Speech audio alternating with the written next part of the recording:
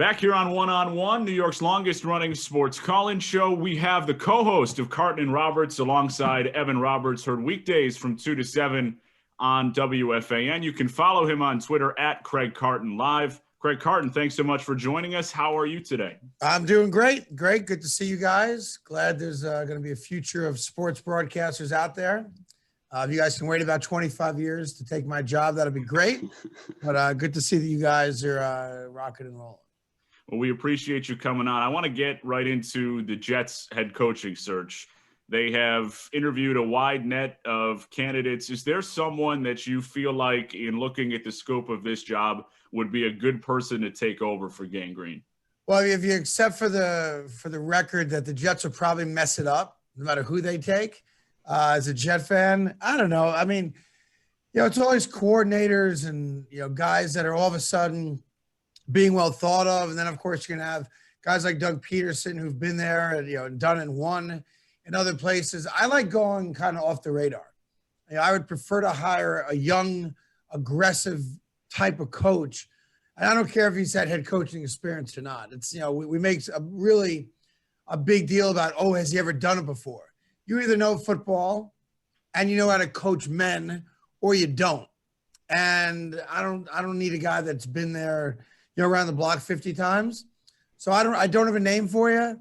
I'm a fan of Lane Kiffin. Everyone makes fun of me for that. But just go get a guy that's young and aggressive. And I'll roll the dice with that guy. I don't care what his name is. But, it'll probably happen in the next few weeks, I imagine. They're interviewing every single guy with a pulse. So, I think they're leaning towards Doug Peterson because Joe Douglas knows him, obviously. The guy did win a Super Bowl, but he's not going to make me moist.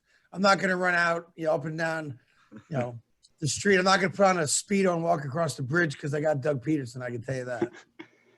So like you said, Craig, I mean, they've interviewed everyone. It seems like 9 coaches the Jets have publicly announced that they've interviewed so far. And it seems like they're going to even interview some more here just in the first round. It's going to take a little bit of time here.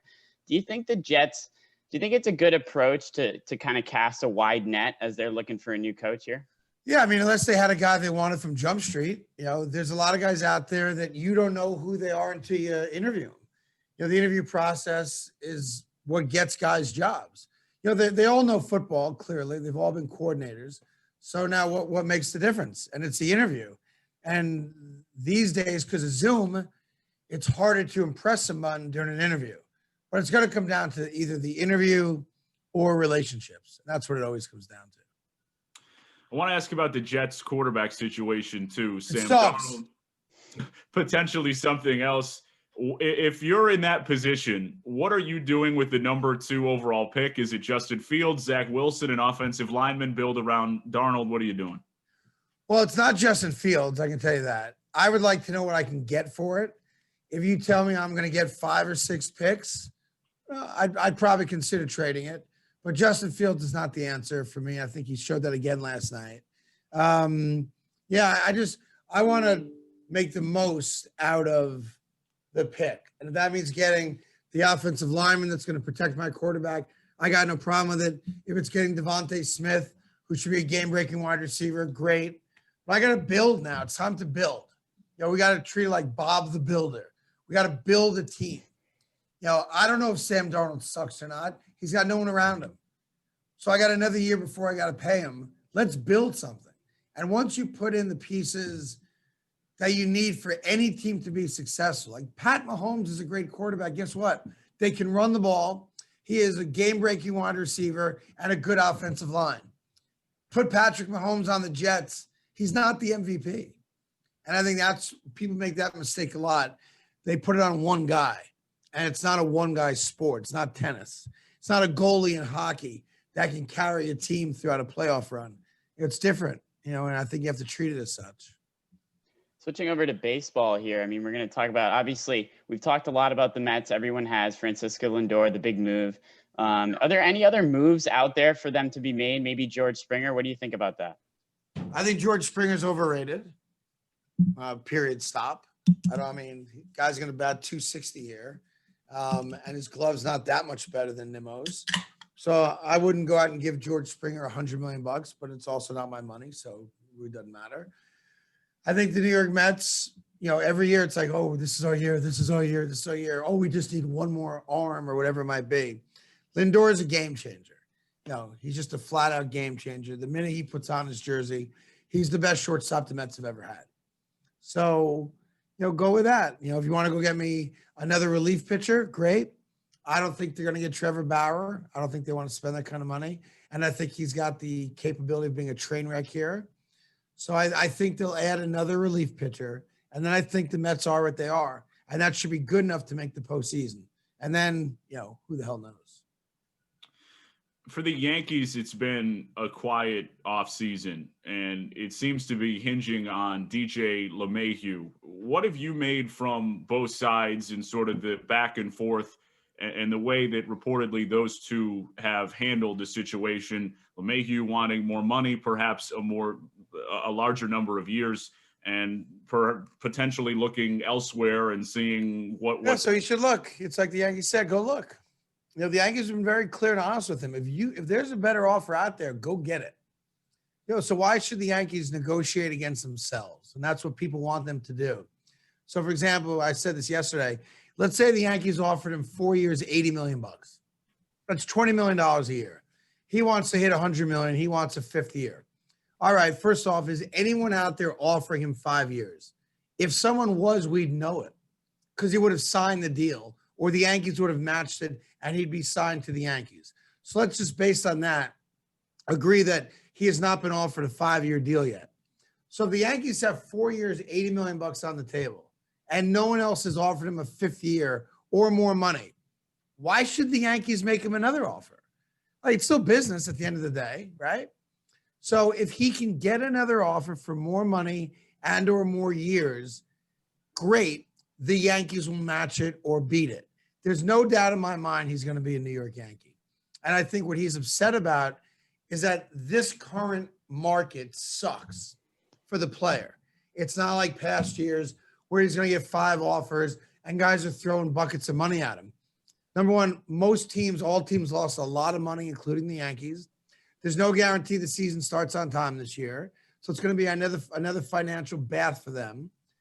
So we made you an offer. If you can get a better offer, let us know. We'll beat it. But he hasn't done that yet. So it's not the Yankees' fault.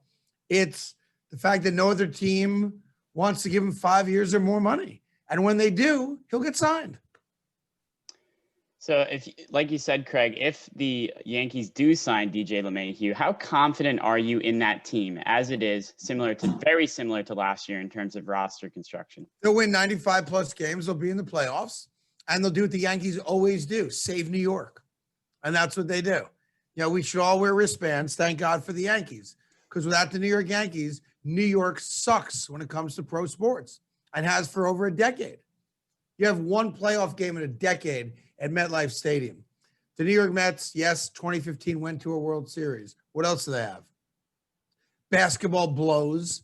Hockey, nobody cares about. And we all pick on the Yankees. Oh, the Yankees didn't sign LeMahieu.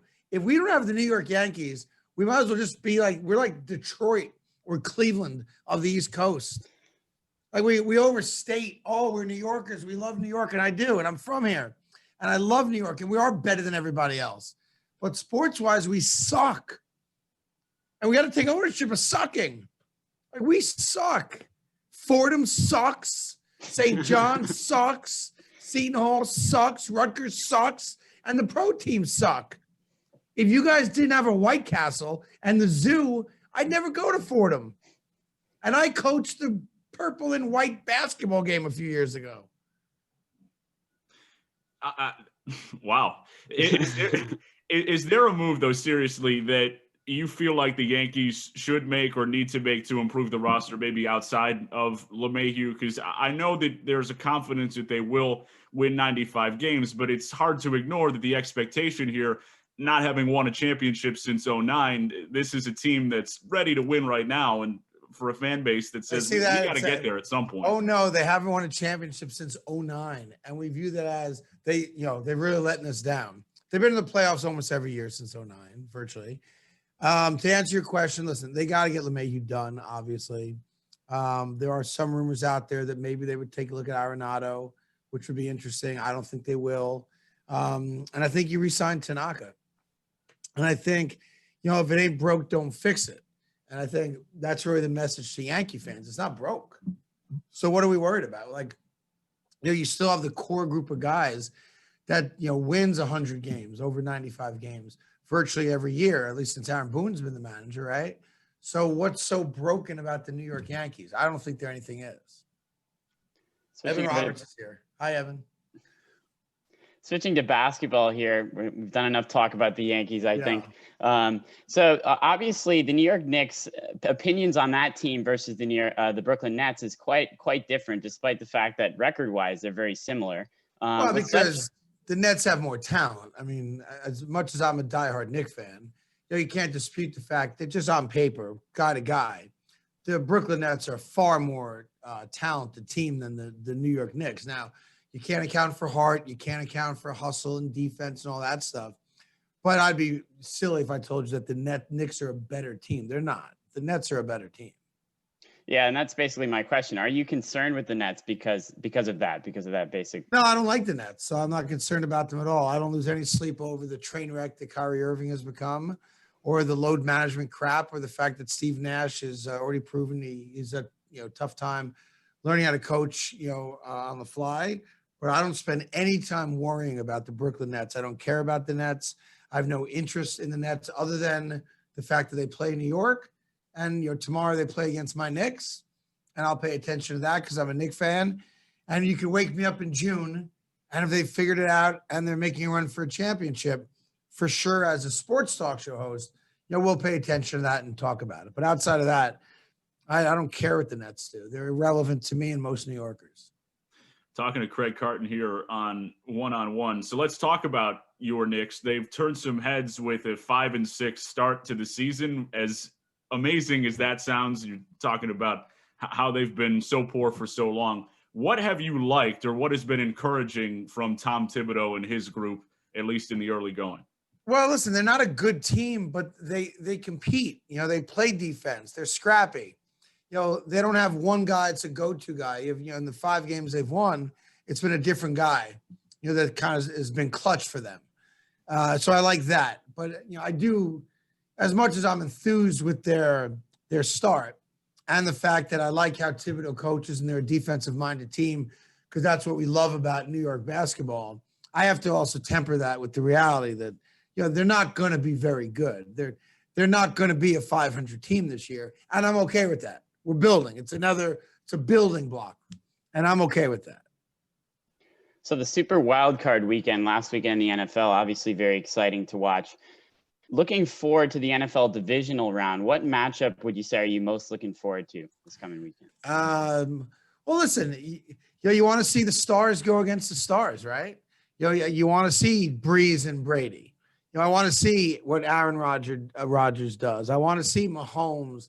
I want to see Baker Mayfield. It's a star-driven, league, as all sports are. I want to see the stars in the big spot. And I think we're going to get that. You've got some great quarterbacks. You probably have Cleveland's probably got the best running attack.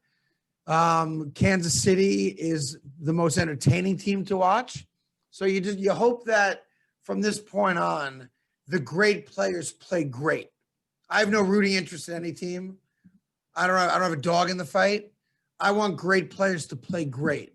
I want agita. I want, 5 minutes to go, down by 3, you got the ball. That's the one thing we didn't get in Super Wild Card weekend. There wasn't a single come from behind win in the final few minutes of the game. It didn't happen. I'd like to see that happen. I'd like to see a team with the ball. I guess Indianapolis came close, but they had the worst 2-minute drill I've ever seen in my life. So I'd like to see the last 5 minutes of a game and a play gets made to win or lose the game. That'd be great. Craig, I'll get you out of here on this one. Is there a team that you really like in this divisional round, or maybe a team that we're not paying enough attention to in the scope of the NFL playoffs that you think can make a run at the Super Bowl here? Yeah, the Cleveland Browns. Everyone's got them as, they can't beat Kansas City. Why not? They run the ball really, really well, better than anybody. And lately, Baker Mayfield has been playing spot on. They're not taking big risks down the field either. So from that standpoint, I think Cleveland is a team that absolutely could win the Super Bowl this year. He is the co-host of Carton and Roberts alongside Evan Roberts, heard weekdays from 2 to 7 p.m. on WFAN. You can follow him on Twitter at Craig Carton Live. Craig, thanks so much for doing this. You got it, guys. Good luck to you, and stay in touch for sure. And keep making tapes, keep recording yourselves, and keep practicing so you figure out what ultimately you're good at and what you should do. And I wish you guys the best of luck. Thanks so much. All right, boys, be good. We'll be back with more one-on-one right after this.